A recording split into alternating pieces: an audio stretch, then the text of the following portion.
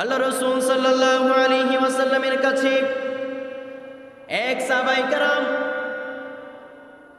সাহাবায়ে কেরাম উপস্থিত হয়ে বলল, ইয়া রাসূলুল্লাহ, ইয়া হাবিবাল্লাহ সাল্লাল্লাহু আলাইহি ওয়াসাল্লাম, আমি আমার পড়শীদের সাথে ভালো ব্যবহার করি, কিন্তু আমার পড়শী আমার সাথে খারাপ আচরণ করে।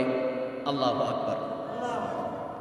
সাহাবায়ে কেরাম রাসূল আকরাম সাল্লাল্লাহু আলাইহি ওয়াসাল্লামের কাছে বলছেন, ইয়া রাসূলুল্লাহ, ইয়া হাবিবাল্লাহ, নবী গো, আমি আমার রিলেটিভ যারা আছে, আত্মীয় স্বজন যারা আছে, তাদেরকে কাছে টানতে চাই, তাদের সাথে সৎ আচরণ করি, কিন্তু আমাকে তারা দূরে ঠেলে দেয়, আমার সাথে বদ আচরণ করে।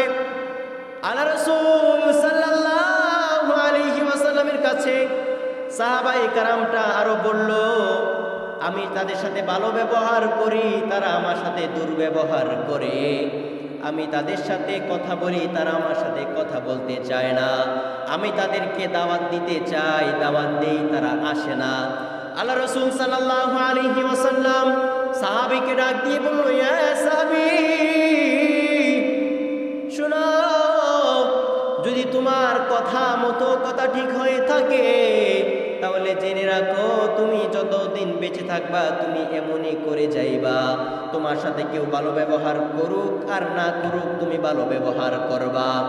তোমার সাথে কেউ সৎ আচরণ করুক আর না করুক, তুমি সৎ আচরণ করবা। তোমার সাথে কেউ ইনসাফের সহিত ব্যবহার করুক আর না করুক, তুমি ব্যবহার করবা ভালো। তোমার আত্মীয় স্বজন, বন্ধু বান্ধব, পাড়া প্রতিবেশীদের সাথে যদি তুমি সদা সর্বদা ভালো আচরণ করতে পারো, সৎ আচরণ করতে পারো, মনে রাখবা আল্লাহ রাব্বুল আলামিনের নূরের একটি বড় ফেরেশতা তোমার সাথে সব সময় পাহারা হিসাবেই থাকবে। সুবহানাল্লাহ।